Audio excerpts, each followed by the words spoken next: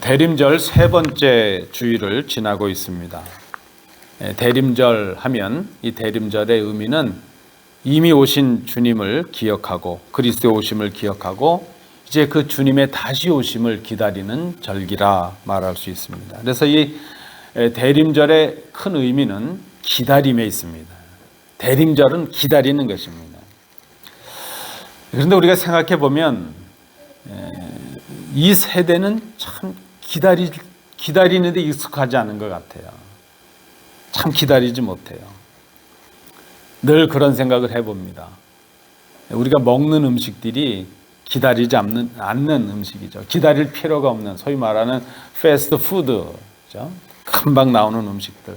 그러니까 빠른 음식들을 먹고 또 빠른 속도의 인터넷을 사용하고 오늘도 지금 아침에 우리 교회 인터넷이 문제가 돼서 우리가 준비하는 데 좀 어려움이 있었는데 빠른 인터넷 사용하죠. 충분히 빠른데도 지금 더 빠른 자동차들을 우리가 기대하고 있죠. 더 빠른 컴퓨터, 하여튼 뭐든지 빨리빨리 되기는 더 빠른 핸드폰. 우리가 지금 그런 것들을 선호하고 있다는 것입니다.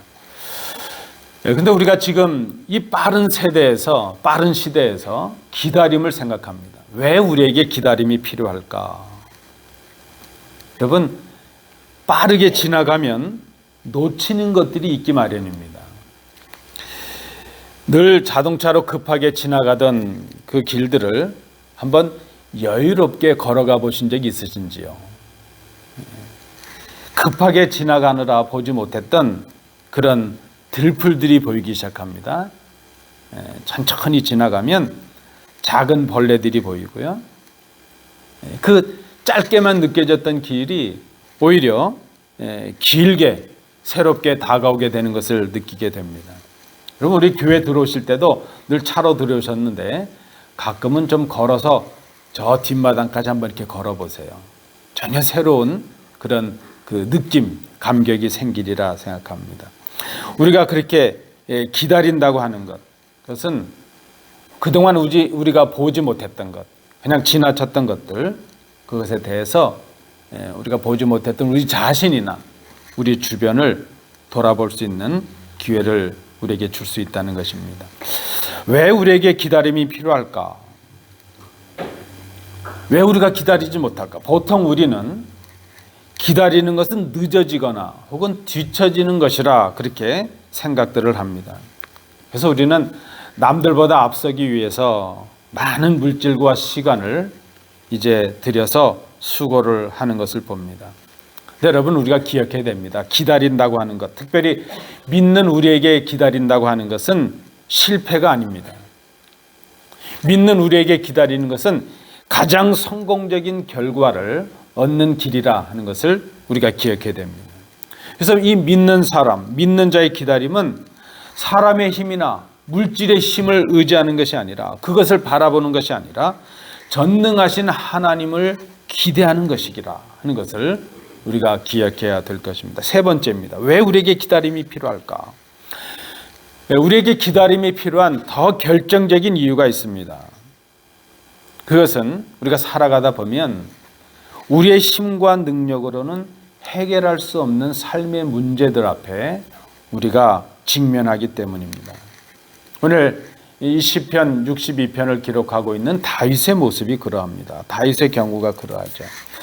지금 다윗은 악행자들, 대적자들의 음모와 공격으로 인해서 그 자신의 왕위에서 쫓겨날 지경이 되었습니다.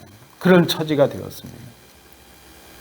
사람들은 그 옆에 많이 있는데 앞에 와서는 축복을 해요. 그런데 뒤로 돌아서서는 속으로는 저주하는 그런 대적들로 인해서 지금 다윗은 두려움에 빠져 있고 불안함에 빠져 있습니다. 문제 해결을 위해서 자신이 할 수 있는 것은 아무것도 없다는 것을 그가 깨닫습니다. 도와줄 사람도 아무도 없습니다. 오히려 오늘 본문에 기록된 것도 보니까 사방에서 자신을 둘러싸고 공격해서 마치 자신이 무너지는 담 같기도 하고 울타리와도 같은 그런 처지가 되었다, 그렇게 고백을 합니다. 마치 벼랑 끝에 메어 달린 것 같은 그런 상황입니다. 여러분, 그런 상황에서 지금 다윗이 할 수 있는 것이 무엇이었을까? 여러분, 우리가 정말 우리의 힘으로 할 수 없는 문제들을 만나게 되잖아요. 뭐 더 도와주지 못하고 도울 수도 없고 내가 아무것도 할 수 없고, 그때 사방이 막막할 때, 그때 우리가 할 수 있는 것이 무엇일까? 다윗이 지금 그런 처지에서 무엇을 합니까? 기다리는 것뿐입니다. 그것은 기다림이었습니다. 오직 하나님을 바라보는 것, 하나님을 기다리는 것, 하나님의 도우심만을 구하는 것, 그것뿐이었다는 것입니다. 왜 우리에게 기다림이 필요할까? 할 수 있는 것이 그것밖에 없기 때문에, 하나님밖에 기다릴 수 있는 것이 아무것도 없기 때문입니다. 다윗은 그 위기의 상황에서 우리에게 기다림을 통해서, 기다림이라는 것이 무엇인가 하는 것을 우리에게 오늘 본문을 통해 보여줍니다. 첫 번째 보니까요, 1절 5절 말씀을 참조해 보니까 기다린다고 하는 것은 하나님만 바라보는 것이라 그랬습니다. 기다리는 것이 무엇인가? 대림절 되었다고 자꾸 기다리자 하는데, 기다리는 게 무엇인가? 하나님만 기대하는 것입니다. 1절 말씀을 보시면 다윗이 고백합니다. 나의 영혼이 잠잠히 하나님만 바라며 나의 구원이 그에게서 나는도다. 5절 말씀에도 보니까 나의 영혼아 하나님만 바라라 대저 나의 소망이 저로조차 나는도다. 다윗이 고백합니다. 다윗이 지금 하나님만 바라보는 이유가 무엇입니까? 말씀드린 대로 아무에게도 도움을 받을 수 없기 때문입니다. 오직 하나님만 도움이 되시기 때문입니다. 그래서 우리가 기다린다는 것이 무엇인가? 쉽게 정의한다면 기다린다는 것은 오직 하나님만 기대하고 하나님만 바라보는 것이라 말할 수 있습니다. 두 번째 또 기다리는 것이 무엇인가? 오늘 본문에 보니까 2절, 6절, 8절에 기다린다는 것은 하나님을 믿는 것이라 그랬습니다. 그저 하나님만 바라보는 것, 그것을 넘어서서 하나님을 신뢰하고 믿는 것이라는 것입니다. 2절, 6절 다윗의 고백입니다.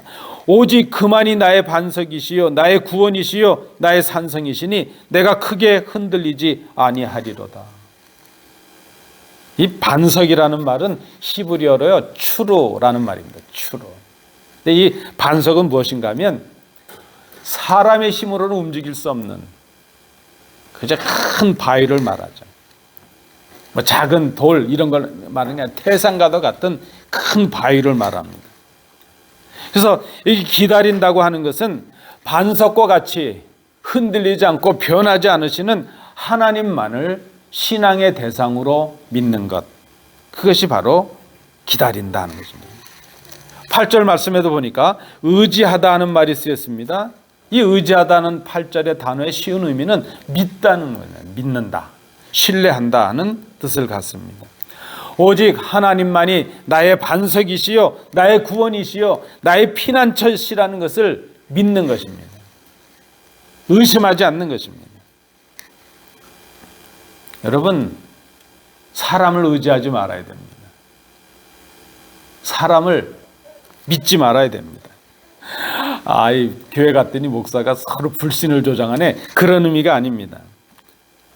다윗은 누구보다도 사람은 믿음의 대상이 될 수 없다는 것을 그가 지금 뼈저리게 실감하고 있습니다. 그렇게 의지했고 그렇게 믿었던 신하들의 배신을 보았습니다. 형제와도 같았던 신하들이 배신을 합니다. 아니요, 지금 아들 중에 하나가 배신을 하고 아버지 앞에 칼을 대고 아버지를 왕에서 쫓아나겠다고 지금 군사들 일으켰습니다. 이 아들의 배신을 통해서 고통을 맛보고 있습니다. 우리가 늘 깨닫습니다. 에베소서 1장 15절의 말씀처럼 사람은 사랑의 대상이지 믿음의 대상이 아니라는 것입니다. 믿음의 대상은 오직 하나님뿐이십니다. 그래서 지금 하나님을 기대합니다.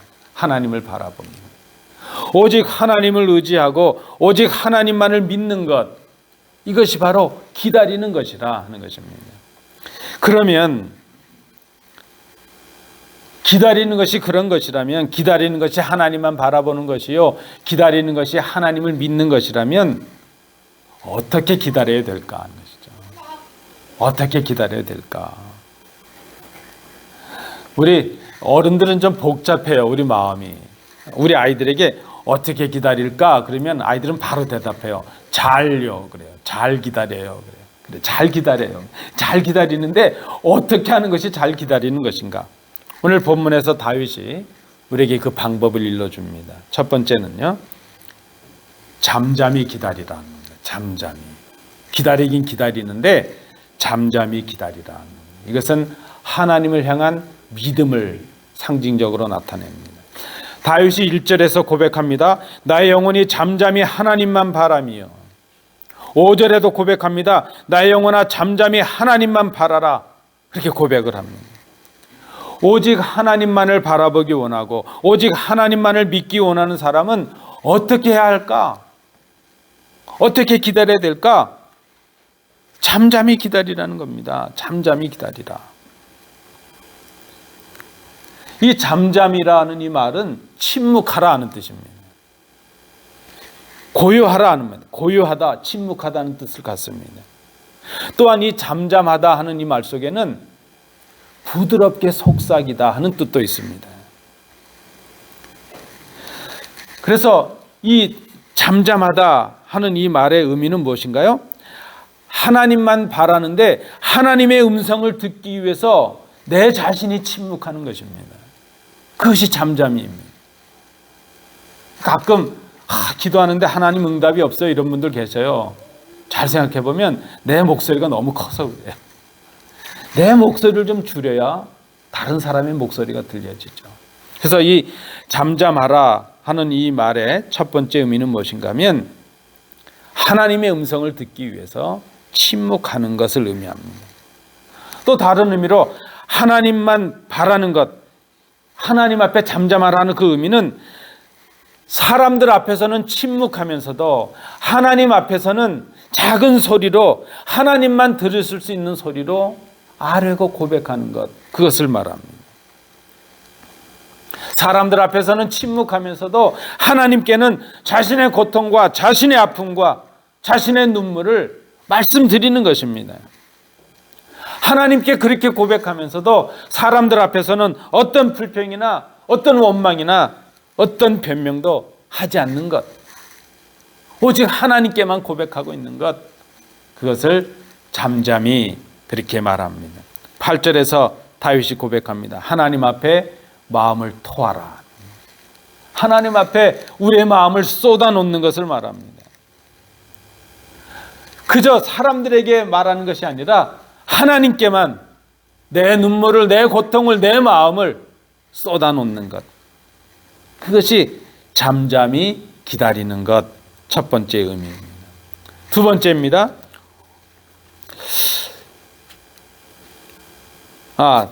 설명을 좀 드려야 될 것 같아요.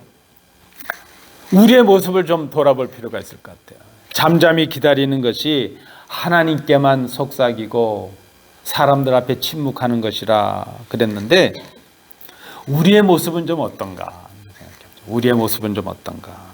여러분, 우리는 많은 경우에 잠잠히 하나님만 바라보기보다는 사람들을 바라볼 때가 얼마나 많은지 몰라요. 제가 이렇게 설교를 하고 말씀을 드리지만 저도 그래요, 여러분. 제가 반성을 해요. 자신의 처지와 억울함을 사람들에게 토로해요. 내가 이런 일을 당하고 있다고, 내 마음을 좀 알아달라고 막 얘기해요. 내 억울함을 알아주길 원하고, 그래서 그런 것으로 인해서 내 문제가 해결되기를 원해요. 근데 엄밀히 생각해 보면 그것은 내 힘을 의지하고 사람들의 도움을 구하는 믿음 없는 모습이라는 것입니다. 그렇게 해도 문제가 해결되지 않아요. 근데 오늘 본문에 말씀하는 것처럼 잠잠히 하나님을 바라는 것, 그것은 그 문제를 내 힘이 아니라 능력의 근원 되시는 하나님께 맡기는 행위가 된다는 것입니다. 그것이 잠잠히 하나님께 아뢰는 것이죠. 그것이 무엇입니까? 바로 기도입니다. 사람들에게 내 처지와 내 형편을 말하고 내 문제를 말하는 것은 원망이 되고 불평이 돼요. 얼마 지나지 않아서 그 사람들이 나를 손가락질합니다. 문제 해결도 없습니다. 그러나 오직 하나님께 내 처지와 내 형편을 아뢰는 것은 원망이 아니고 불평이 아니고 기도입니다. 하나님께 기도가 됩니다. 그것이 하나님을 기다리는 것이라 그랬습니다. 여러분, 어떻게 기다릴까요? 잠잠히 기다리는 것입니다. 그저 침묵하고 하나님의 때를 기다리고 하나님께만 내 마음을 쏟아내는 것, 그것이 잠잠히 기다리는 것이라. 자, 기다림의 두 번째 방법입니다. 오늘 본문에서 다윗이 말씀하는 하나님을 기다리는 방법의 두 번째는 기다리긴 기다리는데 흔들리지 말라 하는 것. 흔들리지 않고 기다리는 것. 흔들리지 않는 것. 이것은 하나님을 향한 소망을 의미합니다. 2절 말씀을 보시죠. 오직 그만이 나의 반석이시요 나의 구원이시요 나의 요새이시니 내가 크게 흔들리지 아니하리로다. 여기 우리가 좀 유의하실 표현이 있어요. 크게 흔들리지 아니한다 하는 이 의미가 무엇일까? 제가 말씀을 준비하다가 이게 마음에 확 꽂혔어요. 크게 흔들리지 아니한다는 것은 작게는 흔들렸다는 거구나 하는 의미가 들어왔습니다. 여러분, 그래요. 우리는 때로 고난과 역경을 당할 때 흔들리게 됩니다. 믿음이 있어도 흔들립니다. 목사도 흔들릴 때가 있어요, 여러분. 믿음의 경륜이 깊은 분들도 흔들릴 수 있습니다. 그런데 지금 다윗의 고백이 그것이에요. 일시적인 동요는 있겠지만 완전히 넘어지는 일은 없다. 그것을 확신합니다. 그래서 크게 흔들리지 아니한다. 그렇게 말합니다. 작게는 흔들릴 수 있지만 크게는 넘어지지 않는다. 흔들리지 않는다. 왜요? 하나님이 반석이시요 구원이시요 요새시라는 것을, 피난처시라는 것을 믿고 있기 때문이라는 것입니다. 그 변함이 없으신 하나님을 이제 그 하나님께서 나를 붙들어 주시고 지켜주신다는 것을 믿기 때문입니다. 여러분, 이 믿음이 소망이 되는 것이죠. 결국 다윗은 같은 고백인데 6절에서 그렇게 고백합니다. 내가 흔들리지 않을 것이라. 2절에서는 크게 흔들리지 않는다 그랬는데 6절에서는 그 크게라는 말이 빠졌어요.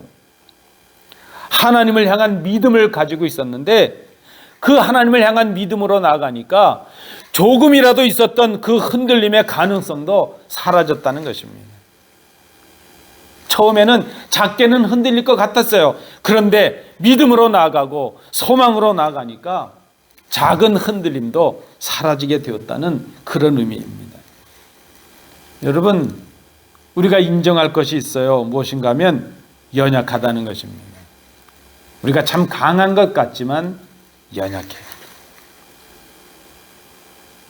우리가 연약하다는 것을 인정해야 됩니다. 그래서 우리는 이 땅을 살아가다가 역경을 만나기도 하고 위기를 당하기도 합니다. 우리의 힘과 능력으로는 해결할 수 없는 문제들을 당할 수가 있어요. 그때 우리는 흔들릴 수밖에 없습니다. 불안감에 빠지고 두려워할 수밖에 없습니다.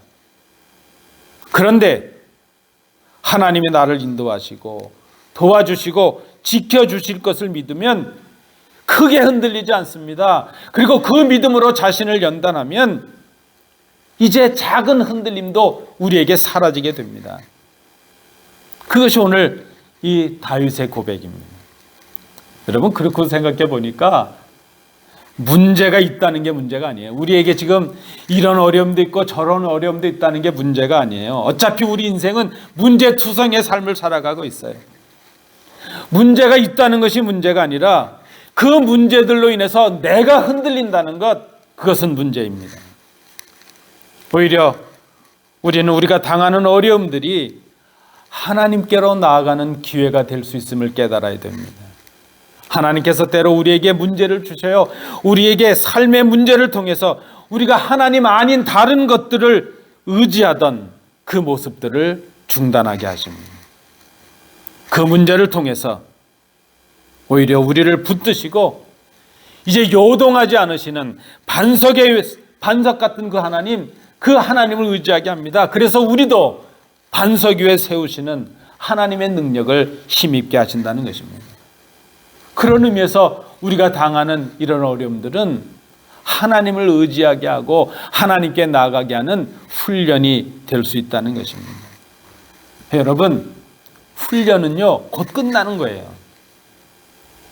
그래서 좀 우리에게 어려움이 있다고 해도 흔들리지 말아야 됩니다. 여러분, 저를 한번 따라해 주세요. 흔들리지 말자. 예. 굳은 결심을 하시는 거예요. 흔들리지 말아야 돼요. 흔들리지 않는 길이 무엇인가? 오늘 우리에게 주신 이 말씀을 통해서, 하나님의 성경의 말씀, 이 진리의 말씀을 통해서 하나님의 뜻을 깨달아야 돼요. 우리를 향하신 하나님의 마음을 알아야 돼요. 우리를 향하신 하나님의 사랑을 알아야 돼요. 그러면 흔들리지 않습니다. 최후의 승리가 우리 것이라는 것을 알게 됩니다. 그렇게 되면 기다리는 것이 믿음이라는 것을 알게 됩니다. 여러분, 믿음이 뭐 그렇게 위대한 거 아니에요. 무엇이 믿음이에요? 하나님의 때를 기다리는 것, 그것이 믿음입니다. 그리고 그 믿음은 우리에게 소망으로 자라나게 됩니다. 그 믿음과 소망은 오늘 우리로 하여금 흔들리지 않는 인내의 사람들이 되게 합니다. 이것이 바로 하나님을 기다리는 것이다. 어떻게 기다릴까요? 흔들리지 말고 기다리자는 겁니다. 잠잠히 기다리라, 흔들리지 말고 기다리라. 마지막 세 번째입니다. 다윗이 우리에게 가르쳐 주시는 세 번째 기다림의 방법은 항상 기다리라는 거예요. 항상. 오늘 본문에는 시시로 그렇게 했어요. 시시로. 그것은 하나님을 향한 우리의 사랑의 응답을 의미합니다. 8절은 고백합니다. 백성들아 시시로 그를 의지하라. 이 시시로 의지하라는 말은 그냥 항상 의지하라는 말이죠. 항상. 형편이 어떠하든지, 그렇죠? 변하지 않고 의지하는 것을 말합니다. 좀 기다리다가 어려우면 중단하거나 포기하는 것, 그러지 말라는 겁니다. 하나님을 신뢰하고 하나님을 의지하는 이 믿음은 하나님의 약속을 기다리는 소망으로 자라게 됩니다. 그리고 그 믿음과 소망은 오늘 우리로 하여금 하나님의 말씀에 순종하는 사랑의 응답을 이루게 합니다. 그래서 여러분, 기다리는 것은 하나님을 향한 우리의 사랑입니다. 사랑은 변하지 말아야 됩니다. 근데 제가 사랑은 변하지 않아야 됩니다 그랬더니 어떤 분들은 좀 이러세요. 변하는 사랑을 경험해 보셨나 봐요. 그건 참 사랑이 아니었겠죠. 진짜 사랑은 변하지 않습니다. 역경에 있거나 순경에 있거나 변하지 말아야 됩니다. 우리가 결혼할 때 고백도 하잖아요. 사랑하겠습니다. 건강할 때나 병들었거나 실패했거나 성공했거나 그렇게 바뀌지 않는 것, 우리 환경과 처지에 따라서 바뀌지 않는 것, 그것이 사랑이라는 것입니다. 그래서 사랑은 끝까지 합니다. 한 번 사랑을 했으면 끝까지 하는 것입니다. 한 번 예수님 믿었으면 끝까지 가는 것입니다. 우리 주님을 보실까요? 주님은 세상에 있는 당신의 사람들을 사랑하셨는데 끝까지 사랑하셨다, 성경은 기록합니다. 이 끝까지는 항상이죠. 변함이 없이. 우리 주님은 죽기까지 사랑하셨습니다. 목숨을 다해서 사랑하셨습니다. 우리의 문제가 여기에 있습니다. 하나님은 변하지 않으시는데 우리가 변하고 있어요. 우리가 변하는 거, 그게 문제입니다.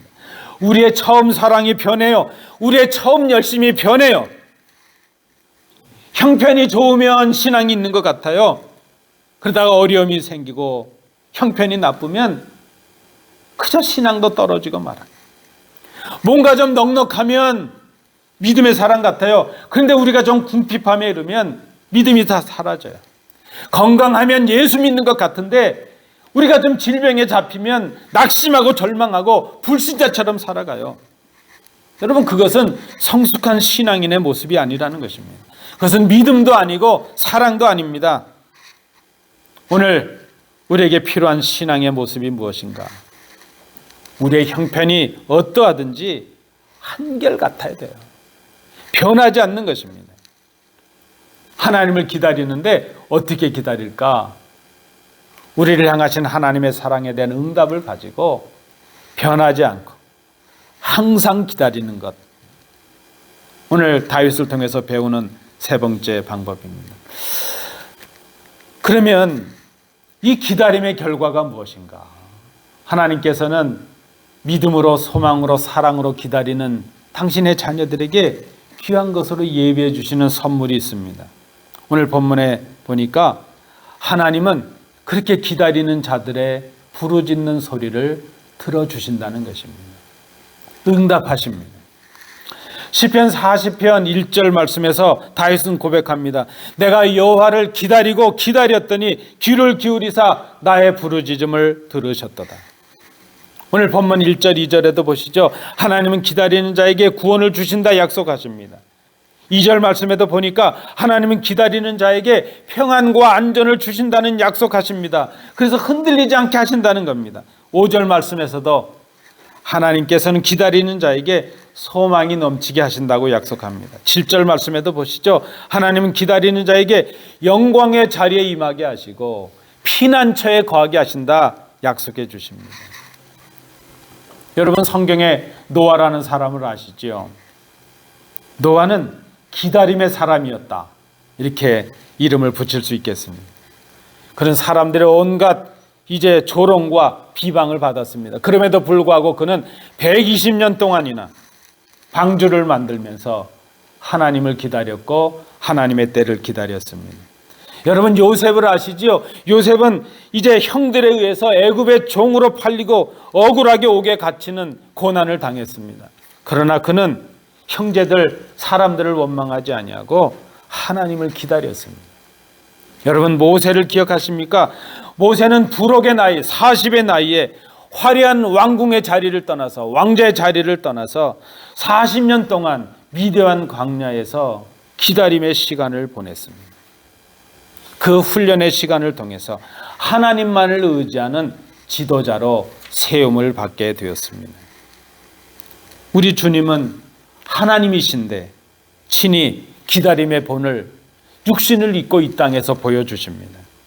주님은 하나님의 계획이 이루어질 때까지 기다리셨습니다. 의미도 몰라서 그저 발뿐만이 아니라 온몸을 목욕을 시켜주세요 그러는 제자들, 철없는 제자들 앞에서도 주님은 그들의 발을 씻겨주시면서 그렇게 말씀하십니다. 지금은 잘 몰라, 그러나 때가 되면 알 것이다. 기다려주셨습니다. 당신의 뜻을 깨달을 때까지, 그리고 그 주님이 부탁하시는 그 사역을 감당할 수 있을 때까지 기다려주셨습니다. 참아주셨습니다. 여러분, 그래서 깨닫게 돼요. 오늘 우리가 기다린다고 말하는데 실상은 우리가 기다리는 것 같지만 하나님께서 우리를 기다려주시는 거예요. 우리가 기다리는 것 같지만 하나님이 참아주시는 거예요. 우리가 더 믿음의 사람이 되고, 우리가 더 소망의 사람이 되고, 우리가 더 사랑의 용사들이 되도록 하나님이 지금 기다려주시는 겁니다.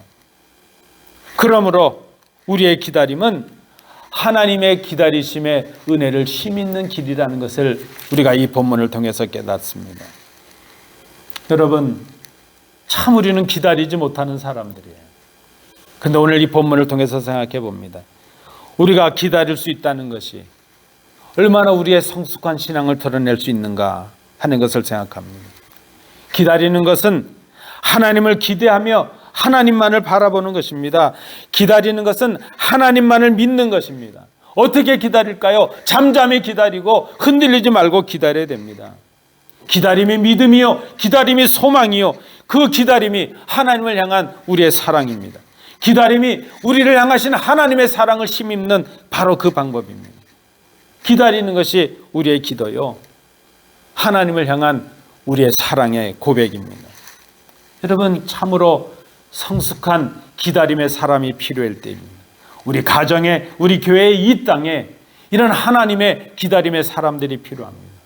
그 주인공들이 바로 성도님들이 되시기를 축복합니다. 기도합니다.